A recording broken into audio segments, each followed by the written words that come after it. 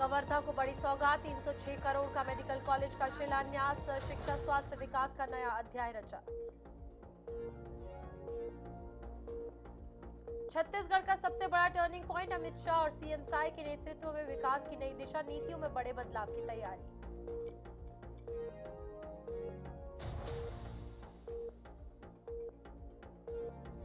चौदहवें मंत्री मामले में कोर्ट का है संकेत, कांग्रेस बोली विशेषज्ञों की राय के बाद होगी आगे की कार्रवाई।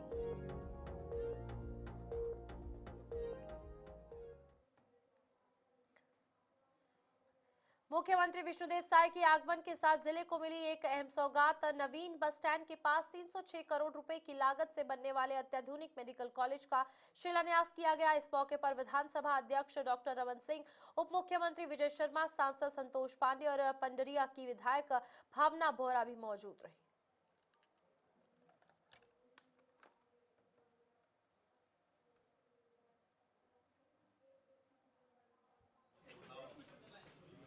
माननीय तरुण चुग जी के साथ ही साथ माननीय मुख्यमंत्री श्री विष्णुदेव साय जी, प्रदेश अध्यक्ष सहित सभी वरिष्ठ पदाधिकारियों की मौजूदगी में बैठक प्रारंभ हो चुका है।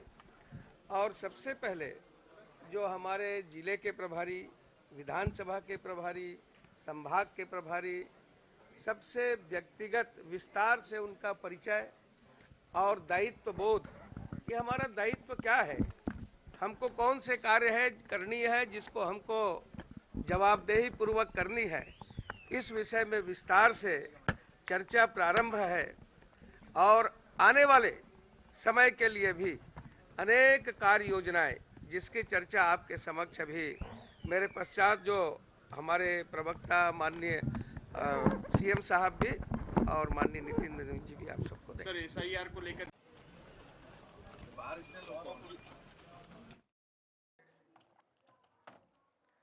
सांसद संतोष पांडे ने कहा है कि गृह मंत्री अमित शाह द्वारा सदन में दिए गए विस्तृत बयान के बाद एसआईआर को लेकर किसी भी तरह की और चर्चा की आवश्यकता नहीं बची है। उन्होंने स्पष्ट किया है कि एसआईआर किसी दल से जुड़ा मुद्दा नहीं है, बल्कि हर नागरिक का कर्तव्य है।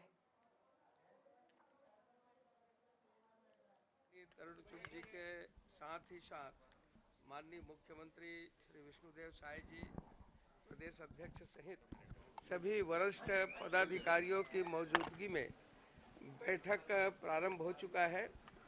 और सबसे पहले जो हमारे जिले के प्रभारी, विधानसभा के प्रभारी, संभाग के प्रभारी, सबसे व्यक्तिगत विस्तार से उनका परिचय और दायित्व बोध, ये हमारा दायित्व क्या है, हमको कौन से कार्य है करनी है जिसको हमको जवाबदेही पूर्वक करनी है, इस विषय में विस्तार से चर्चा प्रारंभ है।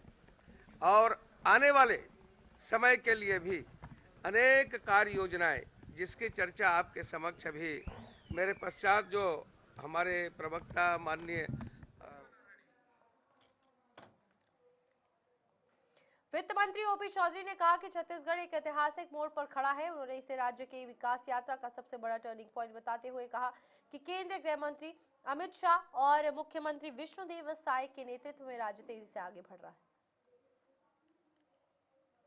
छत्तीसगढ़ के विकास यात्रा की दृष्टि से सबसे बड़ा बिंदु ये टर्निंग पॉइंट माना जाएगा, जो आदरणीय अमित शाह जी के नेतृत्व में, आदरणीय मुख्यमंत्री विष्णुदेव साय जी के नेतृत्व में जिस दिशा में हम तेजी से आगे बढ़ रहे हैं।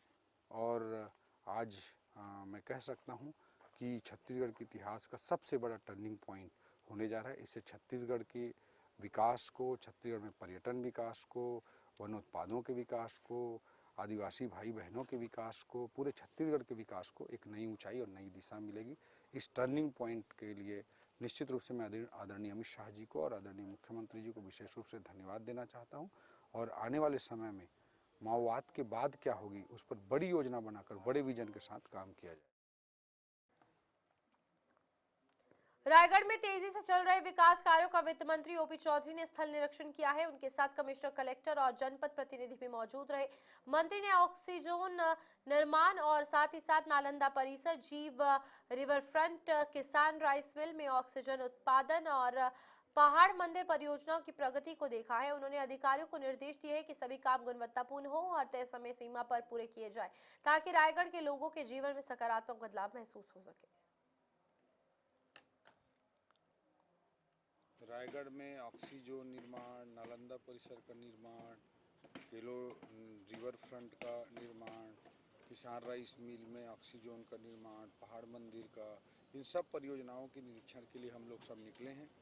हमारे सभी जनप्रतिनिधिगण, मेयर साहब, हमारे जनप्रतिनिधिगण और प्रशासनिक अधिकारीगण, कलेक्टर साहब, कमिश्नर साहब, सब लोग साथ निकले हैं ताकि एक साथ सुव्यवस्थित रूप से चीज़ों को आगे बढ़ाने के लिए त्वरित गति से विकास कार्यों को अंजाम देने की दिशा में कार्य तीव्रता से हो सके और रायगढ़ के लोगों के जीवन में सकारात्मक बदलाव लाया जा सके। कई ठेकेदारों को कई निर्देश भी दिए गए। हाँ, देखते जा रहे हैं जहाँ जहाँ जिस प्रकार की आवश्यकता है और सब गुणवत्तापूर्ण काम करने के बराबर निर्देश दिए जा रहे हैं और कहीं पर भी कोई कमी बेसी है या कोई चीज़ अप्रोप्रिएट लग रहा है उस पर उचित दिशा निर्देश सभी के सलाह से देने का काम भी लगातार करते हैं। कांग्रेस संचार प्रमुख सुशील आनंद शुक्ल ने बताया कि प्रदेश में 14वें मंत्री की नियुक्ति को चुनौती देने के लिए कांग्रेस द्वारा दायर की गई को वारंटो याचिका पर बिलासपुर हाईकोर्ट ने स्पष्ट किया है कि इस मामले में पहले से ही एक पीआईएल लंबित है। अदालत का कहना है कि अलग से को वारंटो याचिका सुनने के बजाय कांग्रेस चाहे तो उसी पीआईएल में पक्षकार बने। सुशील शुक्ल ने कहा कि अदालत के निर्देशों का सम्मान करते हुए पार्टी अब अपने विधिक विशेषज्ञों से राय ले रही है और उनके सुझावों के आधार पर अगला कदम तय किया जाएगा।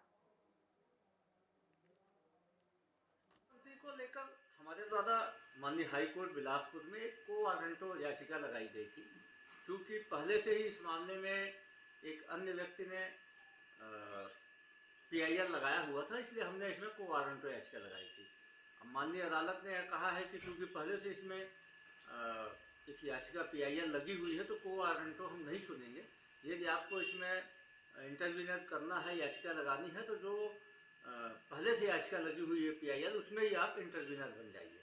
तो माननीय आदेश, न्यायालय के आदेश का स्वीकार है। हम अपने विधि विशेषज्ञों से राय ले रहे हैं, जैसी उनकी राय होगी हमारे। 14वें मंत्री को लेकर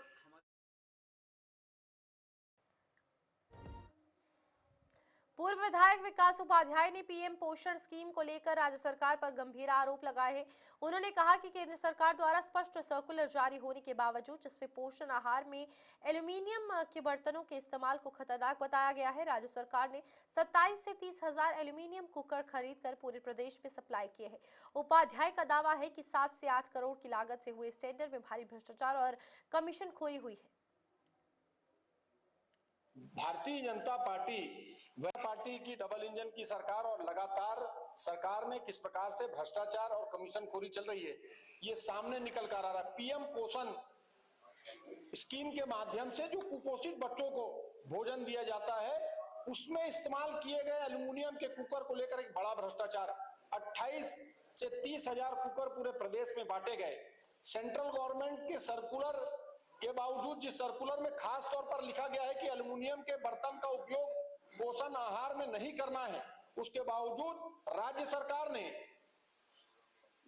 टेंडर किया, ऑनलाइन टेंडर के माध्यम से एल्यूमिनियम के कुकर का इस्तेमाल करने की बात कही और ये कुकर 27 से 28 हजार की संख्या में है, जो पूरे प्रदेश में 7 से 8 करोड़ की लागत से इसका सप्लाई करने का काम किया गया है।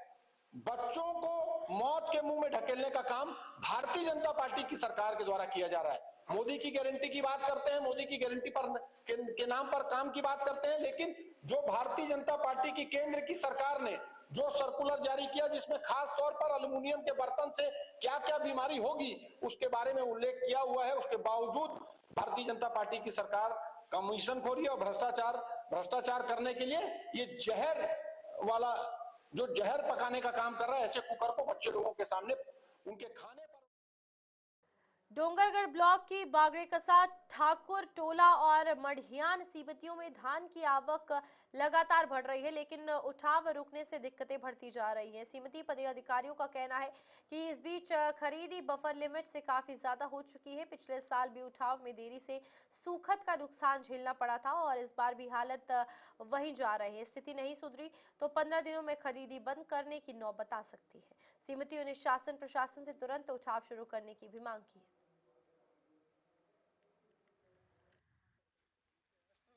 धान खरीदे तो अभी चल रहा है, मैनुअल टोकन और ऑनलाइन टोकन दोनों में खरीदी हो रहा है।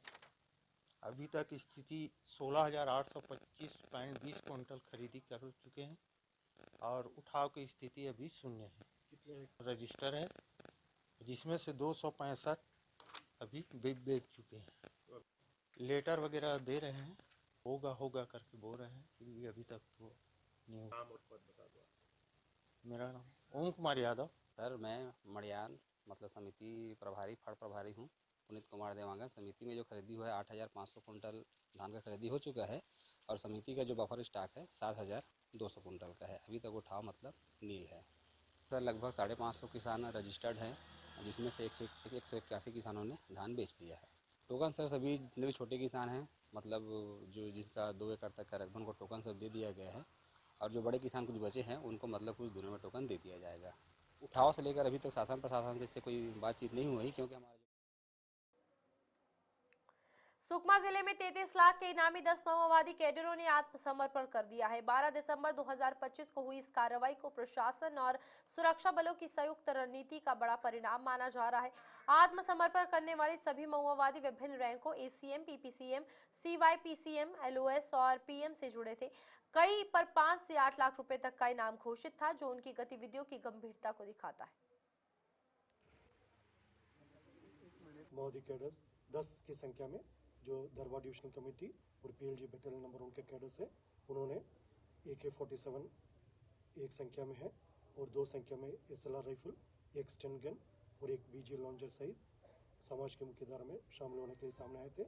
उन्हें शासन की ओर से हमने स्वीकार किया और समाज भी इधर उपस्थित होकर उन्हें स्वागत किया।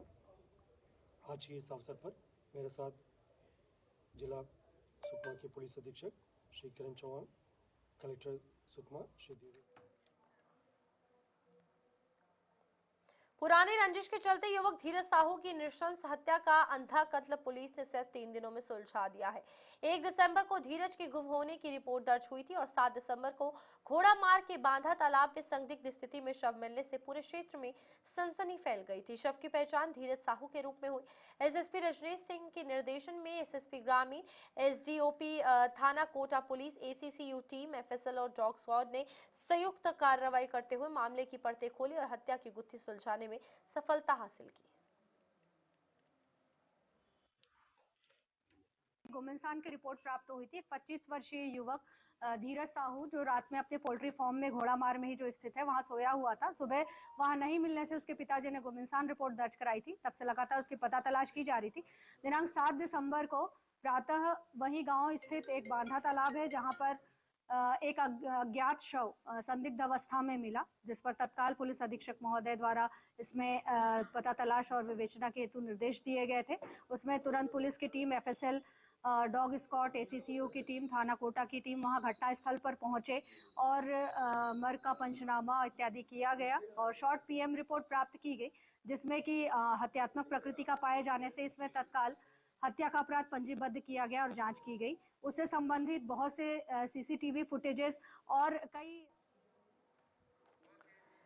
दक्षिण पूर्व मध्य रेलवे द्वारा यात्रियों से सीधे संपर्क में रहने वाले टिकट चेकिंग स्टाफ के लिए एक विशेष प्रशिक्षण कार्यक्रम आईआईएम रायपुर में आयोजित किया जा रहा है। महाप्रबंधक तरुण प्रकाश के मार्गदर्शन में ये 5 दिवसीय आवासीय प्रशिक्षण 20 से 24 दिसंबर तक होगा, जिसमें तीनों मंडलों बिलासपुर, रायपुर और नागपुर के 45 कर्मचारी शामिल होंगे।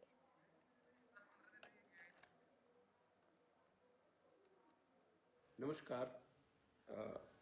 साउथ ईस्ट सेंट्रल रेलवे के लिए यात्री संतुष्टि एक बहुत ही महत्वपूर्ण विषय रहा है और इस विषय में जो हमारे फ्रंट लाइन स्टाफ हैं, हमारे जो टीटीज हैं, उनके बारे में उनका व्यवहार कैसा रहा है, उनके क्या क्या कार्य, उनके अंदर कौन कौन सी स्किल्स डेवलप हो, उनका। राजनांदगांव जिले के डोंगरगढ़ ब्लॉक की बागरे, कसा, ठाकुर टोला और मड़ियान जैसे वनांचल समितियों में धान की आवक लगातार बढ़ रही है, लेकिन उठाव नहीं होने से समितियों की परेशानी भी बढ़ती जा रही है। समिति पदाधिकारियों का कहना है कि खरीदी बफर लिमिट से काफी ज्यादा हो चुकी है। पिछले साल उठाव में देरी के कारण सूखत का नुकसान हुआ था और इस बार भी स्थिति गंभीर बनती दिख रही है। धान खरीदे तो अभी चल रहा है, मैनुअल टोकन और ऑनलाइन टोकन दोनों में खरीदी हो रहा है। अभी तक स्थिति 16,825.20 क्विंटल खरीदी कर चुके हैं और उठाव की स्थिति अभी शून्य है। रजिस्टर है जिसमें से 265 अभी बेच चुके हैं। लेटर वगैरह दे रहे हैं। जिले के ऑडिटोरियम में 10 और 11 दिसंबर को आयोजित खेल और युवा कल्याण महोत्सव अब विवादों में घिर गया है। लोक नृत्य, पंथी, सुअर नृत्य, लोकगीत, कहानी और कविता जैसी विधाओं में छात्रों ने शानदार प्रदर्शन किया, लेकिन अब निर्णायक मंडल पर गंभीर आरोप लगाए जा रहे। प्रतिभागियों का कहना है कि नियम के मुताबिक एक प्रतिभागी सिर्फ एक प्रतियोगिता में हिस्सा ले सकता है, लेकिन कई प्रतिभागियों ने एक से ज्यादा प्रतियोगिताओं में भाग लिया और इसके बावजूद उन्हें विजेता घोषित कर दिया गया। विरोध के बावजूद निर्णायकों ने छात्र से बातचीत की, पर उनकी एक नहीं सुनी। राकेश कश्यप, हम लोक नृत्य पार्टी सिविनान कुगदा से आ रहे हैं, जहाँ यहाँ जो युवा महोत्सव से जिला स्तरीय में बहुत बड़े धानली से यहाँ के निर्णायक है ओमन द्वारा अपन ही आदमी ला सिलेक्शन करी से एक हल्दी शायरी से जरवे हल्दी से जेवन 2 नृत्य भाग ले रही से, जबकि नियम साफ लिखे एक ही विधा में भाग लेना है और पूरा कलाकारों मन 2 विधा भाग ली से और 2 विधा में पुरस्कार पाए। यहाँ के निर्णय द्वारा बहुत ही गलत निर्णय हुए। तो खेल अधिकारी है बगल सर ओला भी बोले हैं, तो वो भी बोला थे जो हो गया भूल जाओ, अगले साल देखना, ऐसे बोल रहे हैं। नियम में लिखा है कोई भी कलाकार साथ दिया है एक ही विधा में भाग ले सकते हैं, जबकि वो लोग सब लोग 2 विधा में भाग लिए है। ये बहुत बड़ी गलती है। हम लोगों का मौका था ना कि राज्य स्तरीय तक जाए।